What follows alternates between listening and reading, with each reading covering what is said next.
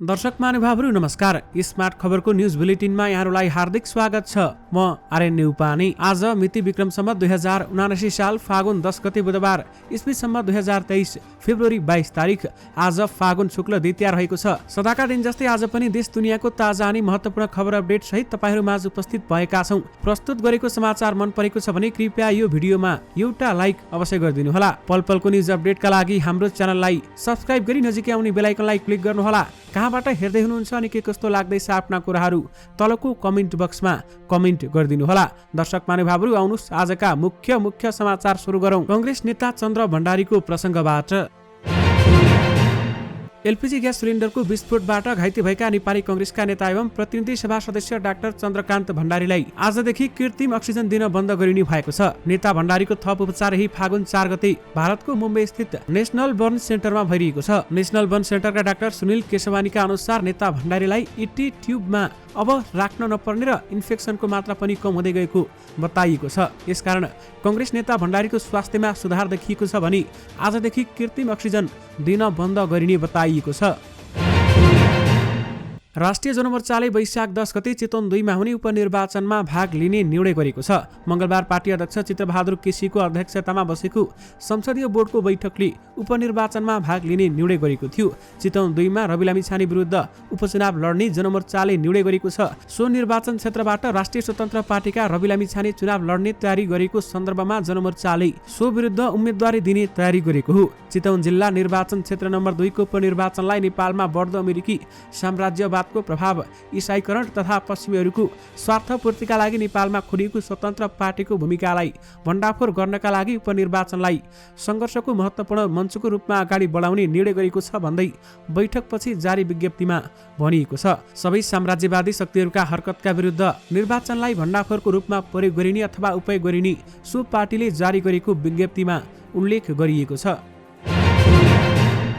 भावी राष्ट्रपतिका लागि फागुन 13 गते उम्मेदवारी दर्ता गरी फागुन 25 गते चुनाव गराउने कार्यतालिका बनेको छ। राष्ट्रपति पदका लागि उम्मेदवारी दर्ता गर्न 4 दिन मात्रै बाँकी रहँदा नेताहरूको दौडधुप बाक्लिएको छ। संसदको ठूलो दल नेपाली कांग्रेसबाट राष्ट्रपतिको उम्मेदवारका रूपमा वरिष्ठ नेता रामचन्द्र पौडेलको नाम चर्चामा छ भने कांग्रेस सहित नेकपा माओवादी केन्द्र, नेकपा एकीकृत समाजवादी, लोकतान्त्रिक समाजवादी, राष्ट्रिय जनमोर्चाले समेत राष्ट्रपति निर्वाचनमा आफूलाई साथ दिने कांग्रेस नेताहरूको दाबी रहेको छ। तत्कालीन 5 दलीय गठबन्धन बेउताएर राष्ट्रपति आफ्नो पोल्टामा पार्ने कांग्रेस नेताहरू लागि परेका छन्। यो गठबन्धन भत्काएर आफू सरकारमा जाने कांग्रेसको रणनीति रहेको छ। पार्टीका वरिष्ठ नेता पौडेल राष्ट्रपतिको उम्मेदवार हुने भन्दै कांग्रेसका नेताहरूले प्रधानमन्त्री पुष्पकमल दाहाल प्रचण्डलाई भेटेर सहयोगका लागि औपचारिक प्रस्ताव समेत गरेका छन् भने जवाफमा प्रधानमन्त्री प्रचण्डले पार्टी बैठक बसेर छलफल गरेपछि मात्रै राष्ट्रपतिका विषयमा स्पष्ट पार्न सकिने बताएका थिए। यद्यपि प्रचण्डले कांग्रेसलाई साथ सपोर्ट दिने कुराहरू अहिले बाहिर आइरहेका छन् र उहाँले बाचा पनि गर्नुभएको छ भन्दै कांग्रेसका केही नेताहरूले बताउन थालेका छन्। राष्ट्रपतिमा शीर्ष नेताहरूको आफ्नै रणनीति देखिन्छ।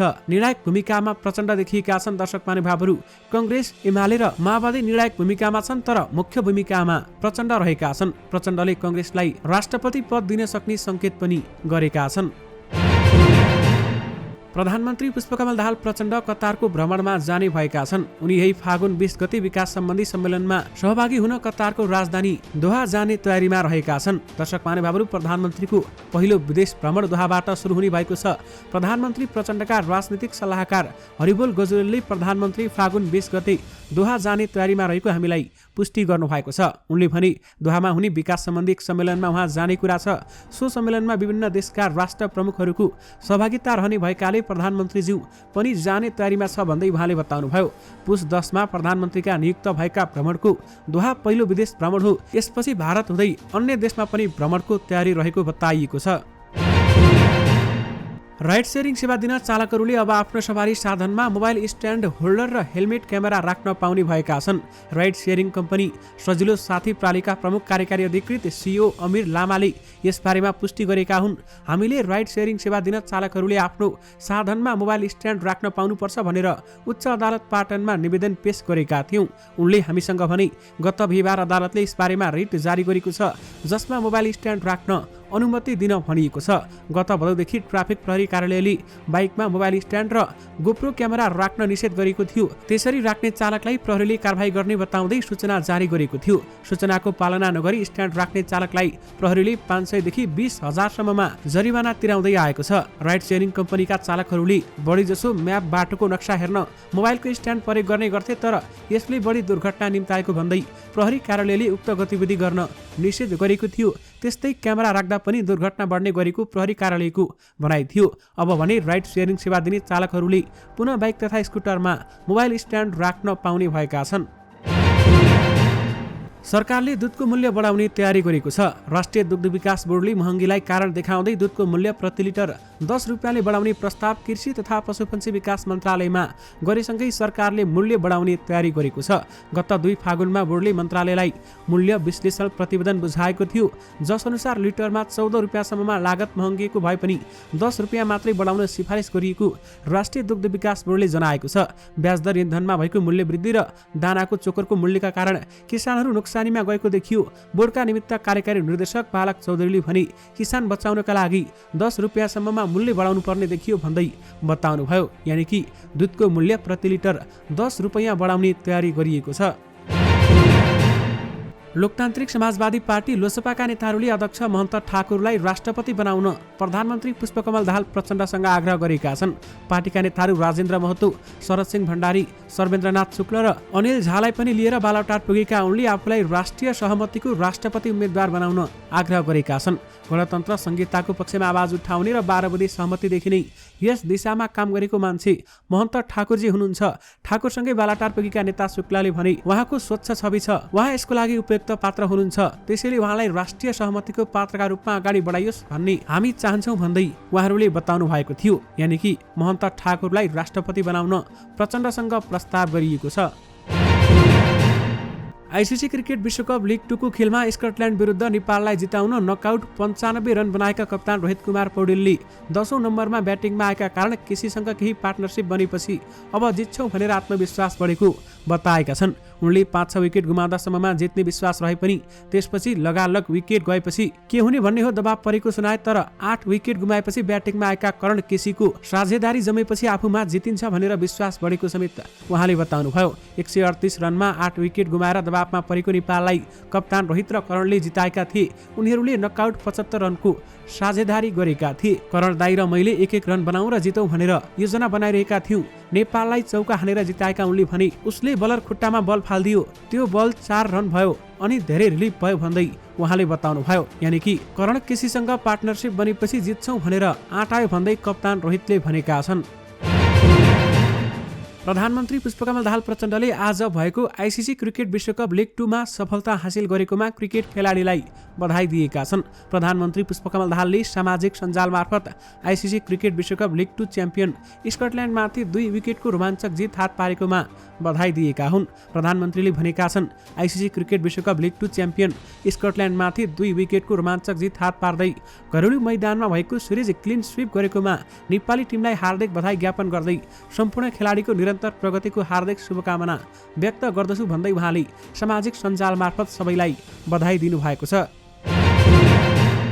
सरकारले दुबई र कतारमा बाइक राइडर र ट्याक्सी ड्राइभर पदका लागि वैदेशिक रोजगारीमा जान रोक लगाएको छ। ती मुलुकमा यस्तो पदमा गएका अधिकांश श्रमिक समस्यामा परेको भन्दै वैदेशिक रोजगार विभागले पूर्व स्वीकृति रोक्ने निर्णय गरेको हो। पछिल्लो समय यी पदमा जाने श्रमिकले स्वीकृति माग पत्र बमोजिमको न्यूनतम तलब प्राप्त गर्न नसकेको गुनासो बढेको विभागका सूचना अधिकारी कृष्ण प्रसाद भुषालले जानकारी दिनुभयो। उनका अनुसार सहज रूपमा लाइसेन्स प्राप्त गर्न नसक्दा लामो समय कामविहीन भई बस्नु परेको समेत अवस्था छ। अधिकांश श्रमिक धेरै पटक ट्राफिक कारबाहीमा परेको अथवा ठूलो जरिवाना बुझाउनु परेको समेत गुनासो आएको छ। सम्बन्धित मुलुकको ट्राफिक नियम र सडक अनुशासन सम्बन्धी ज्ञान र अनुभवको कमीले गर्दा दुर्घटना समेत बढेसँगै विभागले यस्तो निर्णय लिनु परेको भुषालले जानकारी दिनुभएको हो। यानि कि बाइक राइडर र ट्याक्सी ड्राइभर पदमा कतार र दुबई जान रोक लगाइएको छ।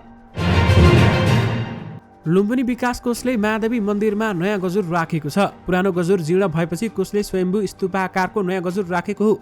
गजुर स्थापनाका लागि थाइल्यान्डका बुद्धमार्गी रत्ना मलिनुङ र लटरथ आक्रपास पोङले आर्थिक सहयोग गरेको लुम्बिनी विकास कोषले समेत जनाएको छ। विशेष गरी महादेवी मन्दिरमा सुनको जलप लगाएको गजुर राखिएको छ। दर्शक महानुभावहरू, पूर्व कप्तान सन्दीप लामिछानेले विदेशी भूमिमा राष्ट्रिय टिमबाट खेल्न पाऊँ भनी सर्वोच्चमा पुनरावेदन गरेका छन्। उक्त मुद्दामा फागुन 12 गति पेशी तोकिएको छ। सर्वोच्चमा उनले पुनरावेदन गरेका छन्। दर्शक महानुभावहरू, केही समय अगाडि उनले सर्वोच्चमा जाने बताएका थिए र सर्वोच्चमा गइसकेपछि हामी त्यहाँ पुनरावेदन दिन्छौँ, विदेशमा पनि खेल्न पाऊँ भनी उनले पुनरावेदन गरेका छन्। उनी बाहिर जान पाउने या नपाउने उक्त मुद्दामा फागुन 12 गते पेशी तोकिएको छ र फागुन 12 गते फैसला हुने बताइएको छ। यद्यपि अहिलेसम्ममा भने यसबारेमा केही निर्णय भइसकेको छैन। सरकारले टेलिभिजन दर्शकलाई सहुलियत दिने नीति ल्याउने भएको छ। सूचना तथा सञ्चार मन्त्रालयले विदेशी च्यानलको हकमा पैसा तिरेर च्यानलको सुविधा लिने प्रणाली अलाकार्ट प्रणाली लागू गर्न लागेको हो।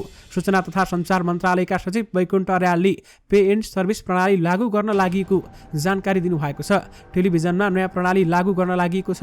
अर्यालले भने अलाकार्ट प्रणाली लागू भएपछि विदेशी शुल्क लिएर आउने च्यानल हेर्न चाहेमा पैसा तिर्नुपर्छ, नचाहेमा पर्दैन। सूचना तथा सञ्चार मन्त्रालयले अलाकार्ट प्रणाली लागू गर्न अहिले सरकारवालासँग छलफल समेत गरिरहेको छ। 1 महिनाभित्र यो प्रणाली लागू गर्ने तयारी मन्त्रालयको रहेको छ। विदेशका धेरैजसो देशमा यो प्रणाली लागू हुनेछ। डीएच सेवा प्रदायक डिसोमका प्रबन्ध निर्देशक सुदीप आचार्य डिजिटलमा गएपछि ग्राहकलाई कुन च्यानल हेर्ने वा नहेर्ने अधिकार दिनुपर्ने हुँदा अलाकार्ट प्रविधि चाहिने पनि बताउँछन्। यानि कि टेलिभिजनका दर्शकलाई सहुलियत दिने नीति सरकारले ल्याउने तयारी गरेको छ भने चाहेको च्यानलको पैसा मात्रै तिरे हुने बताइएको छ। काठमाडौँ महानगरपालिकाकी उपमेयर सुनिता डङ्गोलले महानगरभित्र सञ्चालनमा रहेका उद्योग व्यवसायलाई प्रोत्साहन गर्ने नीति लिएको बताएकी छन्। आज ग्रिल तथा स्टिल व्यवसायीसँग काठमाडौँको 7औं वार्षिक साधारण सभामा बोल्दै उपमेयर डङ्गोलले यस्तो बताएकी हुन्। उनले महानगरले व्यवसायलाई प्रोत्साहन गर्नको लागि व्यवसायीहरूले आफ्नो व्यवसाय व्यवस्थित बनाउन जरुरी रहेको समेत बताउनुभयो। उनले महानगरभित्र व्यापार व्यवसाय गर्नेले धेरैले अनौपचारिक रूपमा गरिरहेको भन्दै औपचारिक दायरामा आउनुको लागि व्यवसाय दर्ता गर्न आग्रह पनि गरेकी छन्। उनले दर्ता नभएका व्यवसायहरूको माग सम्बोधन गर्न महानगर अन्यलमा रहेको स्वीकार गरिन्। डङ्गोलले व्यवसाय दर्ताको रेकर्ड हेर्दा 50 वटा हुने तर काम गरिरहेको 5000 बढी रहेको पाइएको पनि उहाँले बताउनु भएको छ। आज नेपाली बजारमा सुनको मूल्य घटेको छ। नेपाल सुनचाँदी व्यवसायी महासंघका अनुसार आज छापावाला सुनको मूल्य तोलामा 200 रुपियाँले घटेको छ।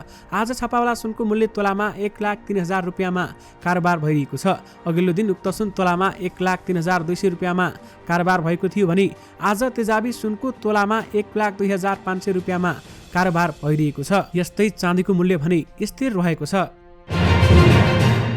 अलङ्कारिक भूमिका रहेको राष्ट्रपति पदको निर्वाचन पेचिलो बनेको छ। फागुन 25 गते हुने राष्ट्रपति पदको निर्वाचनका लागि सत्ता र प्रतिपक्ष दलबीच पेचिलो बन्ने देखिएको हो। सत्ताको नेतृत्व गरिरहेको नेकपा माओवादी केन्द्रले पुस 10 गतेको सहमति विपरीत राष्ट्रपतिमा राष्ट्रिय सहमतिको अर्को थापेपछि परिस्थितिले नयाँ मोड लिएको छ। माओवादी केन्द्रले राष्ट्रिय सहमतिका आधारमा राष्ट्रपतिको टुङ्गो लाग्नुपर्ने बताएपछि नेकपा एमाले झस्किएको छ। अध्यक्ष केपी शर्मा ओली एमालेबाट राष्ट्रपति बनाउन विभिन्न विकल्पमा जुटेका छन्। राष्ट्रपतिको निर्वाचनमा निर्णायक मानिएको माओवादी केन्द्रले गत आइतबार साँझ नेपाली कङ्ग्रेसका नेताहरूसँग भएको छलफलमा ग्रिन सिग्नल दिएपछि अध्यक्ष ओली विभिन्न विकल्पमा जुटेका हुन्। दर्शक महानुभावहरू, त्यसै गरी आफूले प्रस्ताव गरेका नाममा प्रधानमन्त्री पुष्पकमल दाहाल प्रचण्डले समर्थन नगरेपछि उनको नजर पूर्व सहकर्मी एवं एकीकृत समाजवादी पार्टीका अध्यक्ष माधव कुमार नेपालतिर गएको छ। अध्यक्ष ओलीले एमाले नेताहरू डोरमणि पौडेल, गुरु बराल लगायतको नाम प्रस्ताव गरेपछि प्रचण्डले सहमति जनाएका थिए। दर्शक महानुभावहरू, यसअघि अध्यक्ष ओलीले एमाले वरिष्ठ उपाध्यक्ष ईश्वर पोखरेल लगायतको नाम प्रस्ताव गरेका थिए तर प्रचण्डले ओलीका विश्वास पात्रलाई समर्थन नहुने बताएपछि उनी अन्य विकल्पमा जुटेका छन्। यद्यपि अहिले माधव नेपालको पनि नाम लिएको समेत बताउन थालिएको छ। राष्ट्रपतिमा केपी ओलीको कुटिल चाल देखिएको छ भने ढोक्सामा प्रहलाद माधव यसबारेमा भने ठूलो प्रश्न रहेको छ। कङ्ग्रेसलाई ढोक्सा थापेको आरोप लगाउने ओलीले अहिले माधव नेपालमाथि ढोक्सा थापेका छन्। नेपाललाई राष्ट्रपति दिएर पार्टी एकताको प्रस्ताव गरेका ओलीको ढोक्सामा एकीकृत समाजवादी पर्ने सम्भावना बढेको छ। यद्यपि माधव नेपाल राष्ट्रपति बन्न पनि सक्छन्, एमालेले पनि समर्थन गर्न सक्छ। पछिल्लो समय एलपी ग्यास पकाउने ग्यास सिलिन्डर विस्फोट हुने घटना बढेका छन्। ग्यास लिक हुने र लिकबाट आगलागी भई ग्यास विस्फोट हुने हुँदा उपभोक्ताहरू यतिखेर त्रसित बनेका छन्। तर बारम्बार किन दोहोरिन्छन् सिलिन्डर विस्फोट र आगजनीका घटना भए पनि सरकार अनुगमन गर्नमा मौन रहेको छ। पछिल्लो समयमा विभिन्न घटनाहरू घटेको तपाईहरूले देखिरहनु भएको छ। काठमाडौँको बुद्धनगर स्थित घटेको घटना, त्यसै गरी धरानमा घटेको घटना, बाँकेमा घटेको घटनासँगै अन्य विभिन्न ठाउँहरू पनि यस्ता घटना घटिरहेका छन्। यसबारेमा सरकार पनि मौन रहेको छ।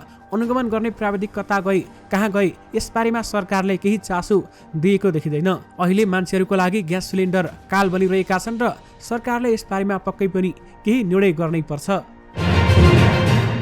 सत्ता साझेदार नेकपा एमाले र प्रमुख प्रतिपक्षी नेपाली कांग्रेसबीच राष्ट्रपतिका लागि हानथाप चलिरहेका बेलामा राजतन्त्रको वकालत गर्दै आएको राष्ट्रिय प्रजातन्त्र पार्टी राप्रपा मौन देखिएको छ। सांगठिक गतिविधि स्थगित गरेर राष्ट्रपतिमा अर्जुन दृष्टि लगाएको प्रतिपक्षी कांग्रेस र कांग्रेसलाई जसरी पनि रोक्न प्रयासरत एमालेले अन्य दलहरूसँगको छलफल गणितबुझ पारिरहँदा सत्ता साझेदार राप्रपा भने मौन बसेको छ। केदियन्ता नेपाली राजनीतिमा राष्ट्रपति बारेमा गर्मागर्मी बहस चलिरहँदा राप्रपा भने उक्त बहसमा तटस्थ जस्तै देखिएको छ। राष्ट्रपतिका लागि भइरहेको बहसलाई नेपाली सञ्चार माध्यमले उछालेको उसको बुझाइरहेको छ। राप्रपाका प्रवक्ता तथा प्रचार विभाग प्रमुख मोहन श्रेष्ठ भन्छन् राष्ट्रपतिको विषयलाई मिडियाले बढी नै उचाल्यो भन्दै उहाँले बताउनुभयो। दर्शक महानुभावहरू, राजतन्त्र पक्षधर राष्ट्रिय प्रजातन्त्र पार्टी राष्ट्रपति बारेमा मौन रहेको छ भने 12 गते धारणा बनाउने समेत बताइएको छ। नेकपा एकीकृत समाजवादी पार्टीका नेताहरूले नेकपा एमालेसँग तत्काल एकता सम्भव नरहेको बताएका छन्। सम्मानित नेता जलनाथ खनालले पार्टी सहमति गरेर कुनै पद नलिने बताएका छन्। एमाले अध्यक्ष केपी शर्मा ओलीले एकीकृत समाजवादीलाई एमालेमा सहमति गरी सो पार्टीका अध्यक्ष माधव कुमार नेपाललाई राष्ट्रपति बनाउने प्रस्ताव गरेको सार्वजनिक भएको थियो, तर खनालले त्यो सम्भव नरहेको स्पष्ट पारेका छन्। अहिले कसैसँग मिल्ने सम्भावना 0% पनि छैन भन्दै उहाँले बताउनुभयो। एमाले अध्यक्ष केपी शर्मा ओलीले मिलेर जान गरेको प्रस्ताव बारेमा पार्टीलाई जानकारी नभएको पनि उहाँले बताउनुभयो। कहाँ कोसँग केका लागि भेट भएको हो, पदका लागि पार्टीलाई बेचबिखन गर्ने खनालले प्रश्न गरे। राष्ट्रपति चुनावको परिदृश्य अझै प्रष्ट नभएको पनि उनको बुझाइरहेको छ। एमाले र माओवादीको क्यारेक्टरले मुलुक समस्यामा पर्ने भयो भन्दै खनालले भनेका छन्। अध्यक्ष नेपालले आफूले पार्टी एकता बारेमा केही नसोचेको पनि बताएका थिए। प्रधानमन्त्री पुष्पकमल दाहाल प्रचण्डले प्रधान न्यायाधीश नियुक्तिका लागि सिफारिस गर्नुपर्ने महत्त्वपूर्ण विषय भएको र यसलाई छलफल गरेर छिट्टै निष्कर्षमा पुर्याउने बताएका छन्। बालटार स्थित प्रधानमन्त्री कार्यालयमा आज नेपाल बार एसोसिएसनका अध्यक्ष गोपाल कृष्ण घिमिरेको नेतृत्वमा गएको टोलीसँग उनले विषय गम्भीर भएको हुनाले चाँडै छलफल गरेर निष्कर्षमा पुग्ने बताउनुभयो। बारका अध्यक्ष घिमिरेले प्रधान न्यायाधीश नियुक्तिका लागि सिफारिस प्रक्रिया अघि बढाउन प्रधानमन्त्री समक्ष माग समेत गरेका छन् र उनले भनेका छन् प्रधान न्यायाधीश नियुक्तिका लागि सिफारिस बारेमा छिट्टै निष्कर्षमा पुग्छौं भन्दै प्रधानमन्त्री प्रचण्डको भनाइरहेको छ। एमालेका उपाध्यक्ष सुभाष नेम्बाङले प्रधानमन्त्री भइसकेको व्यक्ति राष्ट्रपति बन्न नहुने बताएका छन्। हामीसँग संक्षिप्त कुराकानी गर्दै एमाले उपाध्यक्ष नेम्बाङले कार्यकारी पदमा पुगेको व्यक्ति राष्ट्रपति बन्न नमिल्ने बताएका हुन्। मैले कोही व्यक्ति विशेषलाई भन्न खोजेको होइन। शेरबहादुर देउबा, केपी ओली, माधव नेपाल, जननाथ खनाल, बाबुराम भट्टराई जो कोही भए पनि राष्ट्रपति बन्न मिल्दैन उनले भने। कार्यकारी अधिकार लिएर काम गरेको व्यक्ति आलङ्कारिक पदमा बस्दा समस्या हुन सक्छ। छिमेकी देश भारतमा समेत प्रधानमन्त्री भइसकेको कोही पनि व्यक्ति राष्ट्रपति बनेका छैनन् भन्दै उहाँले बताउनुभयो। प्रधानमन्त्री बनेको व्यक्ति राष्ट्रपति बनेमा नेताहरू पद पाएपछि जहाँ पनि बस्न तयार हुन्छन् भन्ने आरोप लाग्ने गरेको उनको तर्क समेत रहेको छ। यानि कि एमाले उपाध्यक्ष सुभाष नेम्बाङले प्रधानमन्त्री भइसकेको मान्छे जोसुकै भए पनि राष्ट्रपतिमा बस्नुहुन्न भन्दै बताउनु भएको छ। चर्चित अमेरिकी युट्युबर स्टार यरयाकले अहिलेसम्मकै ठूलो पिज्जा तयार गरी गिनिज बुकमा नाम लेखाएका छन्। पिज्जा हटसँगको सहकार्यमा युट्युबर यरयाकले 13,990 वर्ग फिट आकारको भीमकाय पिज्जा तयार गरेका हुन्। उनको उक्त पिज्जाले यसअघिको 13,580.27 वर्ग फिट क्षेत्रफलको पिज्जाको कीर्तिमान तोडेको छ।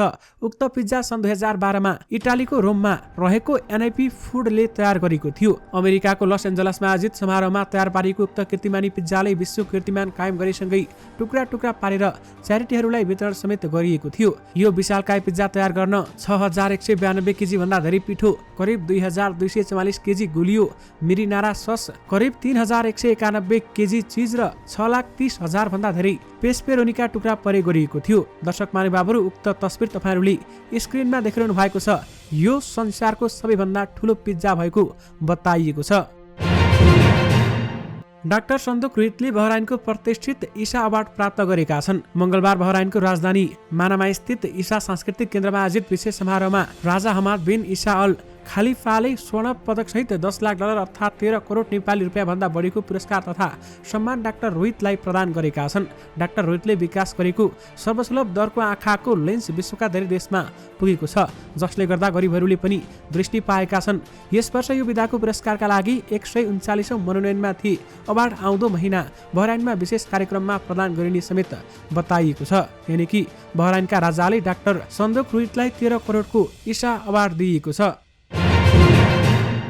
नेपाली कङ्ग्रेसका महामन्त्री विश्वप्रकाश शर्माले राष्ट्रपति चुनावपछि सत्ता समीकरण बदलिने बताएका छन्। सुर्खेत आइपुगेका बेलामा उनले कङ्ग्रेसको उम्मेद्वार राष्ट्रपतिमा निर्वाचित हुने र प्रचण्ड 5 वर्ष नै प्रधानमन्त्री बन्ने परिस्थिति बन्न सक्ने उहाँले बताउनु भएको छ। दर्शक महानुभावहरू, प्रचण्ड नै 5 वर्ष प्रधानमन्त्री हुने परिस्थिति बन्न पुग्नेछ भन्दै विश्वप्रकाश शर्माले बताउनु भएको छ। कङ्ग्रेसले पछिल्लो समय 5 वर्ष प्रधानमन्त्री प्रचण्डलाई दिने र राष्ट्रपति आफूसँग राख्ने 5 वर्ष प्रचण्डलाई समर्थन गर्ने खुलासा पनि भएको छ। पृथ्वी राजमार्गको आबुखैरेनी पोखरा सडक खण्ड विस्तारको सम्झौता भएको 2 वर्ष हुने लाग्यो। 3 वर्षमा काम सक्ने गरी सम्झौता भए पनि कामको गति असाध्यै सुस्त भएको भेटिएको छ। केही दिनअघि हामी पुग्दा राजमार्गमा केही ठाउँमा मात्रै काम भइरहेको थियो। सडक विस्तारका लागि अहिले भित्ता काट्ने, रिटेनिङ वाल बनाउने, नाली कल्भर्ट बनाउने कामहरू भइरहेका छन्। काम सुस्त गतिमा हुँदा यात्रु र राजमार्ग आसपासका बासिन्दाहरूले हिलो र धुलोको शास्ति पाइरहेका छन्। दर्शक महानुभावहरू, आबुखैरेनी पोखरा सडक विस्तारमा आधा अवधि सकिँदा 10% मात्र काम भएको बताइएको छ। दर्शक महानुभावहरू, यिनी समाचार सामग्री सहित हामी समाचारको अन्त्यमा आइपुगेका छौँ। प्रस्तुत गरेको समाचार सामग्रीमा तपाईँको केही टिक्का टिप्पणी भए तलको कमेन्ट बक्समा लेखिदिनुहोला। दैनिक रूपमा सत्य अनि तथ्य खबर अपडेटका लागि हाम्रो यस युट्युब च्यानललाई सब्स्क्राइब गर्न नबिर्सनुहोला। दिनभरको न्युज अपडेट बेलुकी 6 बजे हाम्रो यस युट्युब च्यानलमा हेर्न सक्नुहुन्छ। जाँदा जाँदै तपाईँलाई हामीले प्रस्तुत गरेको सामग्री मन परेको छ भने कृपया यो सामग्रीमा एउटा लाइक अवश्य गरिदिनुहोला। तपाईँको बाँकी पल सुखद रहोस्।